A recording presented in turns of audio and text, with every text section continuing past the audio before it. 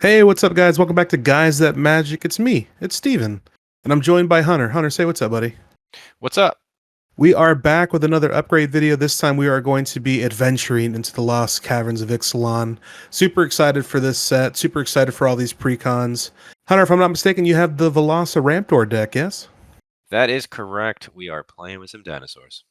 Fantastic, Hunter. Well, if you guys are new to the channel, we do a $100 and $300 upgrade for all the precons that come out for each set.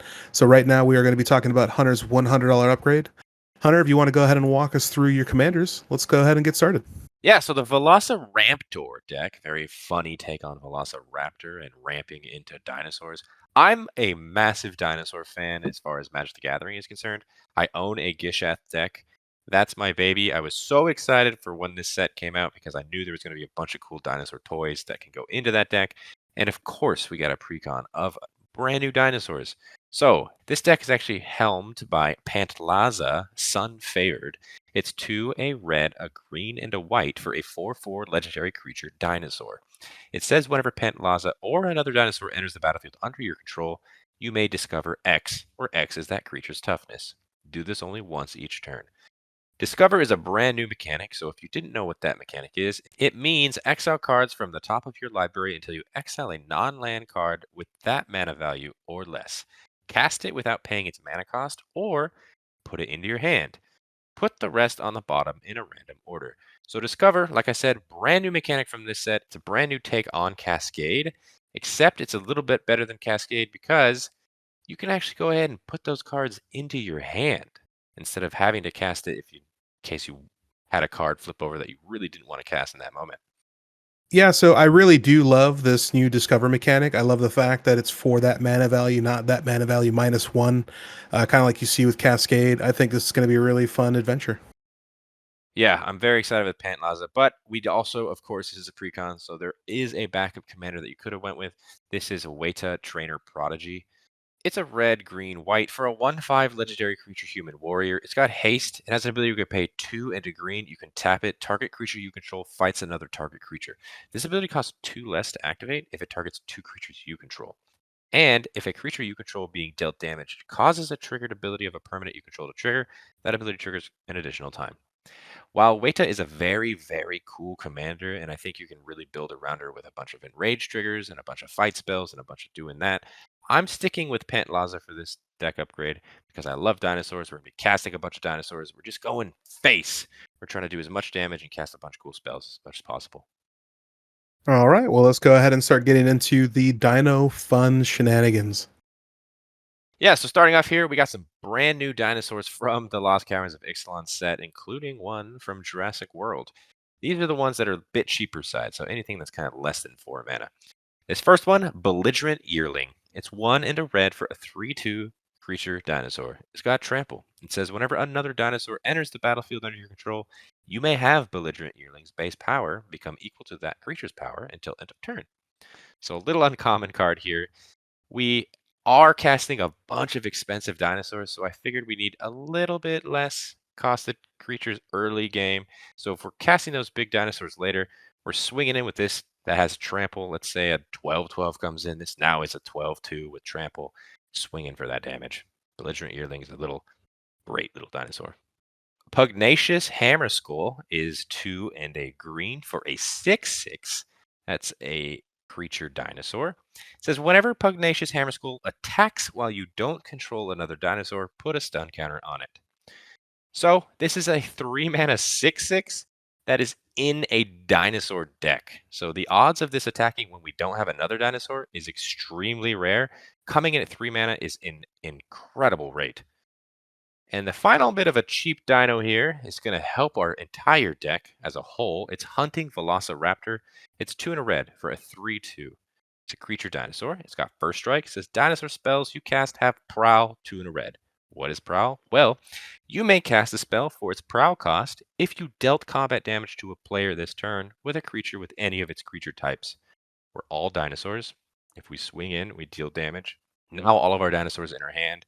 And also the command zone, if in case our commander is not on the battlefield, they all cost 2 and red. It's insane. Yeah, this card is probably the most aggressive out of the bunch. I'm not going to lie to you. Yeah. And I just want to put a little warning here. We are recording this video very early. This is before the pre-release, before the set releases. So the price of these cards, because they are brand new, are fluctuating. They're very volatile. At the time of recording, all of these cards did add up to $100. They could go up, they could go down, but I don't control the prices. It'd be nice if you did. It would be nice if I did. I'd make it cheap for everybody to own because dinosaurs are awesome. All right, so we got some of the small dinos. Mana Wise out. What else we talking about? So these are a bit of advantage dinos. These really help the deck. They're also brand new to the set. This first one is Bone Horde Dracosaur. It's 3 and 2 red for a 5/5 creature dinosaur dragon. It's got flying and first strike, and at the beginning of your upkeep, exile the top 2 cards of your library. You may play them this turn. If you exile the land card this way, create a 3/1 red dinosaur creature token. If you exile a non-land card this way, create a treasure token. Not only does it give us card advantage with exiling the top 2 to play it, but those cards that you exile also do things on their own, even if you don't play them. It's incredible. Yeah, I don't. I hate this card because like you read it and you're like, where's the bad? There is no bad. It's card advantage. It's extra treasures if you flip over a land. Oh, by the way, you could still play that land if you haven't played a land for turn. Oh man, you flipped over a non-land. That means you get a 3/1 on top of it. It's so good. Another card I'm throwing in here is Hulking Raptor. It's 2 green for a 5/3 creature dinosaur. It's got Ward 2. It says at the beginning of your pre-combat main phase, add 2 green. So this comes in on turn 4 or earlier, depending on if you ramped. It sits there for a turn. It's got Ward 2. It's protecting itself. And then your next turn, you get an additional 2 mana. Ramping! Yeah, pretty good for 4 mana. Gotta love the advantage there. Absolutely. All right, so we got small mana cost, advantage. I knew you threw in some big things, right? Yeah, we're throwing in some big dinos. And to be exact, we're throwing in some big OG dinos. That's Galta Primal Hunger. It's 10 and 2 green for a 12/12 legendary elder dinosaur. It says it costs X less to cast, where X is the total power of creatures you control, and it's got trample. This is never going to cost 12 as long as we have dinosaurs on the field. It's amazing. Gishath, I said it in the beginning, I own a Gishath deck. It is actually going in the deck. So Gishath Sun's Avatar is 5, a red, a green, and a white for a 7/6 legendary creature dinosaur avatar. It's got Vigilance, it's got Trample, it's got Haste. It says when it deals combat damage to a player, reveal that many cards from the top of your library. Put any number of dinosaur creature cards from among them onto the battlefield and the rest on the bottom of your library in random order. It speaks for itself. You deal the damage, you flip over that many cards. Hopefully you get a bunch of dinosaurs. They just go on the field for free. It's so much fun. And honestly, you can just go ahead and, if you really wanted to, take Gishath, put it at the helm of this deck. Still the same kind of situation. Yeah, I really love these 2 additions, especially Galta. Main reason why is that Hulking Raptor you threw in. If you have 10 power on the board, Galta's just free. Galta is just free. It's crazy. And if we cast Galta, discover 12. So we're going to hit something no matter what at that point. I think the deck was already terrifying. The additions are getting me a little worried. Mm-hmm. Dinosaurs, baby. Let's go.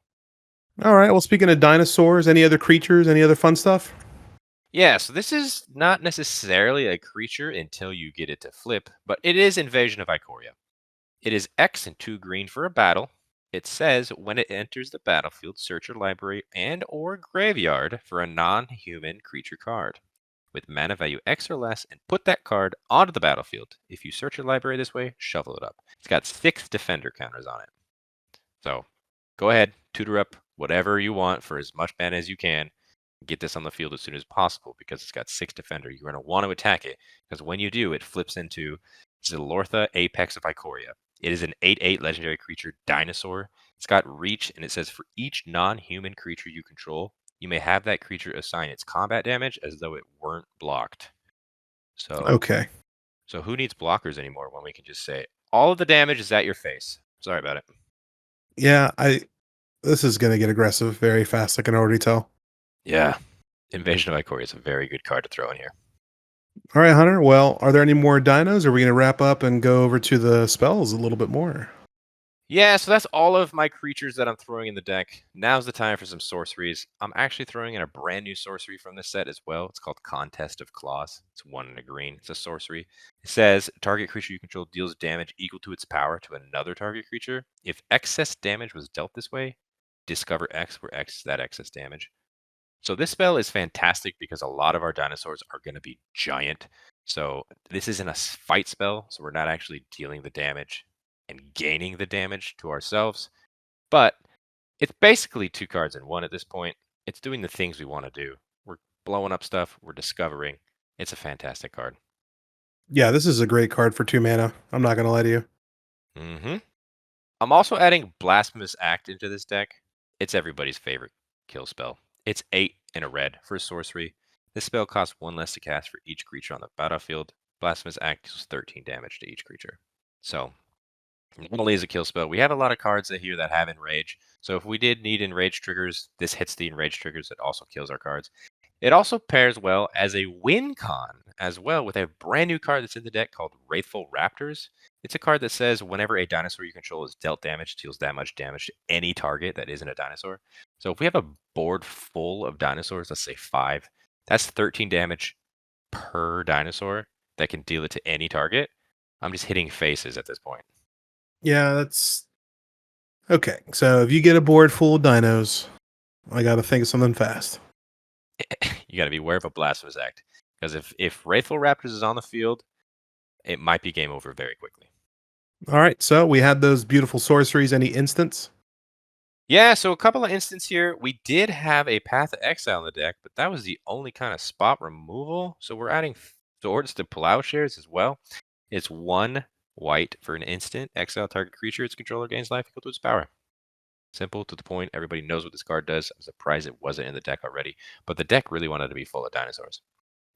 Yeah, for all those who don't know, Hunter is the never didn't have it guy.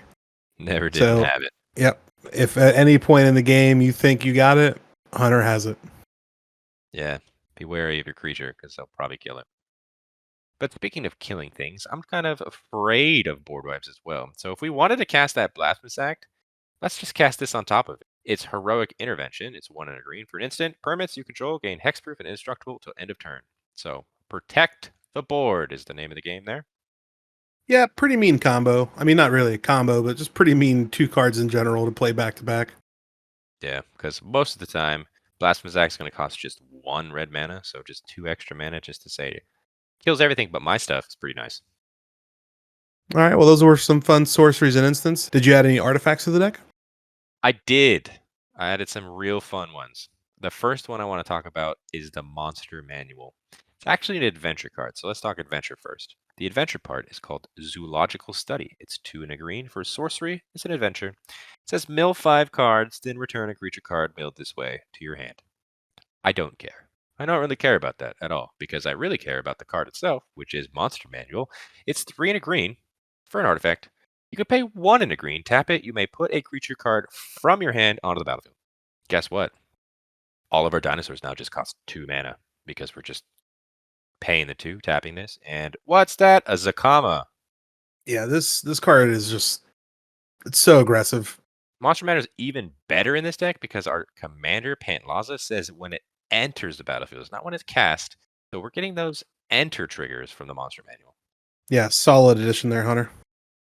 Another card that am shocked was not in the deck is Herald's Horn. It's 3 generic mana for an artifact. That as it enters the battlefield, choose a creature type. We will be saying dinosaurs.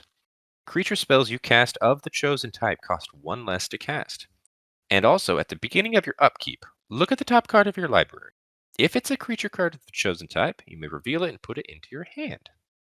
So also, it's kind of a ramp spell that I'm surprised wasn't in the deck. Dinosaurs are the new kindred type here, so I am shocked we didn't get this in the deck. Like it's always in every kindred deck, Herald's Horn. Just put it in the deck. I don't get it. Yeah, Herald's Horn is a fantastic addition into any style Kindred deck, especially with us being all dinos here and dinos being expensive. Them costing 1 less is always going to be helpful. But with that being said, those are the artifacts. I know you added some great lands. Yeah, I did. I added some fantastic lands. The first one obviously is a Fabled Passage. It's just the better version of Evolving Wilds. What it does, it's a land, it comes in the battlefield. You can tap it, crack it, sacrifice it, should I say. Search your library for a basic land card, put it onto the battlefield tap, then shuffle your library. Then, if you control 4 or more lands, untap that land. So, yeah, just go and get the color you need. If you have enough lands, it comes in untapped. It's beautiful, Yeah, Fabled Passage is just a classic card. especially when you're running 3 colors or more. I always include it in every deck because I just want to get those colors perfect. And what is an EDH upgrade if I'm not throwing in the best EDH lands? That is the bond lands for my colors. So Bountiful Promenade, Spectator Seating, and Spire Garden. They come into the battlefield tapped unless I have 2 or more opponents. And guess what? This is EDH. So they are not coming in tapped unless it was at the end game. And it's just a one-on-one. In that case, you're sad. But Bountiful Promenade taps for a green or a white, Spectator red or white, and Spire red or green. Yeah, you said they won't come in tapped unless you have 2 or more opponents. After looking at this deck, Hunter, I'm not gonna lie to you. I don't know if you'll have any opponents by the time you get to play these. That's the plan. All right, Hunter. Well, it looks like those were all of your additions. Unfortunately, the issue we have with these deck upgrades is when you're adding cards, you do have to remove cards because you do have to abide by the rules of 100 cards per deck. So, Hunter, with that being said, what did you remove? Yeah, so unfortunately, it's extinction time for a lot of these dinosaurs. And I'm cutting more dinosaurs than I actually added. And the reason is this deck, including the commander, came with 41 creatures, which is so many. And I wanted to add in other cards that helped me ramp into that, like Herald's Horn and Monster Manual and stuff like that. So I needed room. So we have plenty of creatures. We're just removing a couple more. So this first one is Itzquint, firstborn of Gishath. I know Gishath's firstborn is getting cut here, and Gishath's my baby. This is Gishath's baby. I'm sorry. It's a red and a green for a 2/3 legendary creature dinosaur. It's got haste. It says when it enters the battlefield, you may pay 2. When you do, target dinosaur you control deals damage equal to its power to another target creature. This wants to come in early as 2 mana, but at the same time, you want it to play late to pay that 2, and it's just a one-time effect. So, and as a 2/3 with haste, how often is it swinging into it? It's not at that point. It isn't. So, Insquith, very cute art. It's not good for the deck. It's understandable. I'm also cutting the backup commander, Wada Trainer Prodigy. I don't need to talk about it again. I told you guys what it did in the beginning. I'm sorry, it is not the direction we are taking this deck. With that being said, it's still a good commander, and if you wanted to take it in that direction, we're not doing the enrage thing. We don't want our stuff to fight each other. We're just dinosaurs swinging at your opponent. Big damage. Waking Sun's Avatar also getting cut here. 5/3 white for a 7/7 creature dinosaur avatar. When it enters the battlefield, if you cast it from your hand, destroy all non-dinosaur creatures. That's cool. It's a cool effect. We are a Discover deck now, which means we are probably casting it off of a Discover, which means it's not being cast from our hand, and it does nothing when we do that. So I felt like it was time to cut it. Plus, we're adding in Blasphemous Act instead. We don't need another board wipe here. Sounds fair. Some more creatures that we are cutting. I did mention that we are cutting kind of the enrage kind of thing. So Raging Regisaur is getting the axe. It's 2 a red and a green for a 4/4 creature dinosaur. It says when it attacks, deals 1 damage to any target. So cool. It can ping something on our side, probably do the enrage. But if there's nothing else on our side at the end of the day, it's still doing 1 damage, and that is not a lot. Rampaging Brontodon is 5 and 2 green for a 7/7 creature dinosaur. It's got trample. It says when it attacks, it gets +1/+1 until end of turn for each land you control. That's cool. But as far as 7 mana goes, if we are casting this for its cost, it's not going to do as much as what we want it to do. And we have other high costed spells that are just better. Raging Swordtooth is 3 a red and a green for a 5/5 creature dinosaur. It's got trample, and when it enters the battlefield, it deals 1 damage to each other creature. Once again, similar to Raging Regisaur, it wants to do the damage to our enraged creatures so they can get those enraged triggers. But this is a one-time effect. We don't have anything in our deck that can bounce things back to our hand or stuff like that. So just 1 damage to everything, and then it's just a 5/5 with trample. It's not worth it, in my opinion. Yeah, I kind of get those removals. but I kind of feel like the extinction event might be continuing here. Meteors are still coming down and raining on these dinosaurs parade. The next four we're cutting aren't doing it either. Ranging Raptors, 2 and a green for a 2/3 creature dinosaur. It does have that enrage, which means whenever Ranging Raptors is dealt damage, you may search your library for a basic land card, put it onto the battlefield tapped, then shuffle your library. Again, this is all dependent on it getting damage dealt to it to get a basic land. So if we have this on curve and we play this turn 3, we're like, can you block this while I attack you? And your opponent will probably say, I'll just take 2 damage. Why would I do that? Why would I help you? And they probably won't attack you if you're blocking with this because they don't want to help you, especially if your land stalled. That would be terrible. So Ranging Raptors is getting the X. Apex Altasaur is 7 and 2 green for a 10/10 creature dinosaur. When Apex Altasaur enters the battlefield, it fights up to 1 target creature you don't control. It's got Enrage, which means whenever Apex Altasaur is dealt damage, it fights up to 1 target creature you don't control. The funniest thing about this card is when it enters, it just kills itself in a rampage because it's going to fight something, which triggers the Enrage, which is going to fight something, which triggers the Enrage, which fights something that triggers the Enrage, and so forth until it dies. Yeah, this card was always really fun because it's just like, yeah, spend 9 mana and kill a couple things. It goes down swinging, man. I tell you what, it's fighting everybody. It's hilarious, but it's not doing it in this deck. I'm sorry. Death Gorge Scavenger also not making it. 2 and a green for a 3/2. It says whenever it enters the battlefield or attacks, you may exile target card from a graveyard. If a creature card is exiled this way, you gain 2 life. If a non-creature card is exiled this way, Death Gorge Scavenger gets +1/+1 until end of turn. Death Gorge Scavenger is really in the deck just because they always try to pair these up with the other precons in the deck because hopefully you guys are playing them against each other. That's kind of the idea. We have some recursion that's happening in the other decks, so it's like we want to take it out, but at the same time, I want to do my own thing, and Death Gore Scavenger is getting in the way of doing my own thing. So it's getting the axe. Yeah, it makes sense. I mean, I'm not mad at this. I'm not gonna lie. Yeah, and the final dinosaur we are cutting is Bellowing Aegisaur. It's 5 and a white for a 3/5 creature dinosaur. It does have Enrage, which means whenever it is dealt damage, put a +1/+1 counter on each creature you control. So again, we are kind of cutting the Enrage package here. So it's not going to be getting those Enrage triggers as much. So if we're really hoping for this to go off, we're hoping our opponent hits us so we can block with this. Or we're attacking with this, which we're probably not being at a 3/5.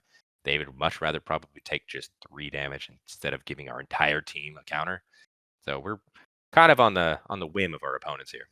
Yeah, out of all the ones, and I always say this for all the precons, Hunter, I feel like there's always that 1 or 2 cards that you could throw back in depending on your deck. I think this is maybe one of the ones, at least in my opinion, I'd throw back in.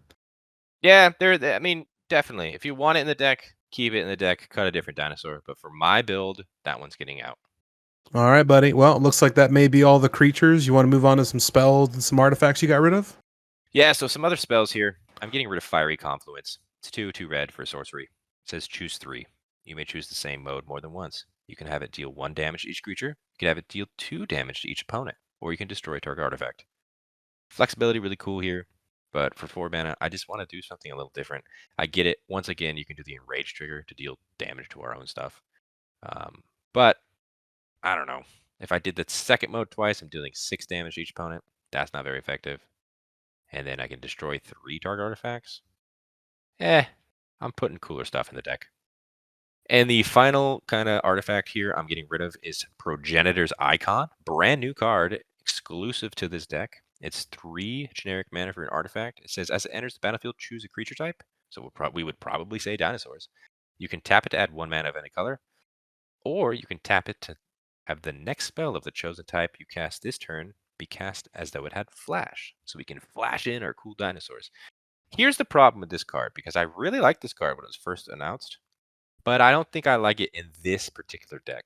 Our dinosaurs, they cost a lot, which means if we wanted to do that second mode, we're trying to be sneaky with our dinosaurs, flashing them in, which means we are not using any of our open mana. That sounds wild to me, and I don't want to do it. And also, if we're doing that ability, we can't use this to tap it for its own color. So I just kind of did a 1-to-1 swap here with Herald's Horn. I think it's just much better. I mean, sounds pretty fair. I definitely understand that. Yeah, this card seems really good in like a blue deck, but not this one. Well, Hunter, looks like we got to get on to the land removal, which is usually my favorite part. Yeah, the land removal. We're cutting more lands than we added as well. The reason is I did mention we had 41 creatures, including our commander. Well, guess what? How many lands we had? 39 to start, which is an absurd amount. We have a lot of ways to ramp with our sorceries in this deck. We have a lot of little mana dorks, which are fantastic. We threw in ways to ramp in this deck as well, cheaper ways to get our dinosaurs out. So we didn't need as much lands anymore. So we're cutting out all of the thriving lands. That's Thriving Bluff, Thriving Grove, Thriving Heath. They all say that they enter the battlefield tapped, and they all say when it enters, choose a color other than their respective colors. So Heath is white, Grove is green, and Bluff is red. So I don't like any of the lands that come in tapped. These ones, they seemed to have just go ahead and replace the temples. Normally we see the temples getting cut here first, but this time around, it's the thriving ones. Yeah, I just like for me the thriving ones. I hate just because it gives me one more thing I got to keep track of. Yeah, they're not I don't very know. good. I mean, the flexibility there of being able to go ahead and pick a color that you don't have already, that's nice. But at the end of the day, they still go ahead and end the battlefield tapped, and that's not what I'm trying to do. I'm also getting rid of Temple of the False God. Please listen to me. I don't I don't want this card. I know in our deck specifically, it'll probably be okay because it'll tap for 2 mana and we're trying to cast big things. But I always get this in my opening hand. It does nothing until you have 5 or more lands. So yeah, Temple of the False God, you can tap it for add 2 colorless, but only if you have 5 or more, and that's not it. Evolving Wilds, I'm just doing a 1-to-1 swap with Fabled Passage. I mentioned earlier, Fabled Passage is the better Evolving Wilds, so I don't need both. You can tap it, search your library for a basic, enter, and it puts on the battlefield tapped, then shuffle. So I would rather have one that comes in untapped. And the final land we're getting rid of is Mossport Bridge. It's a land that has Hideaway, which means this land enters the battlefield tapped. When it does, look at the top 4 cards of your library, exile 1 face down, then put the rest on the bottom of your library. You can tap it to add a green, or you can pay 1 green, tap it, and you may play the exiled card without paying its mana cost if creatures you control have total power 10 or greater. I've never been a fan of Hideaway on the lands, only because like the lands enter tapped, and that's not fun. And there's a chance that we may not get that card back, meaning that would worst case scenario, we don't have total power 10, so it just stays in exile under this Mosswort Bridge for the rest of the game. That's not cool, because especially if it's a card I really wanted. Which it usually always is. Yeah, All right, Hunter. Well, that looks like it is our upgrade. Any other things we're adding or getting rid of? that's all my addition. It's all my cuts. I'm very excited about this deck. Yeah, I mean, after kind of going through with you and seeing what you've added and removed, everything makes perfect sense to me. I love it. But with that being said, you were given a $100 budget. What are you looking at here? I do want to stress this again because I added 6 brand new cards, so they are fluctuating in price right now. But at the time of recording, so don't get mad at me if you're like, these prices are too expensive, or it's way less than what you said. At the time of recording, with these pre-order prices in place, it is $99.72 for all of the editions. Well, Hunter, I got to admit, I'm happy with you. You came under. I mean, that's pretty solid. Usually, with pre-release and later on as the set continues, cards generally tend to go down in price. So, with that being said, I mean, it's looking at about $100 now, but hopefully in the future it might be a little cheaper. So that's a pretty good bargain, man. Good job.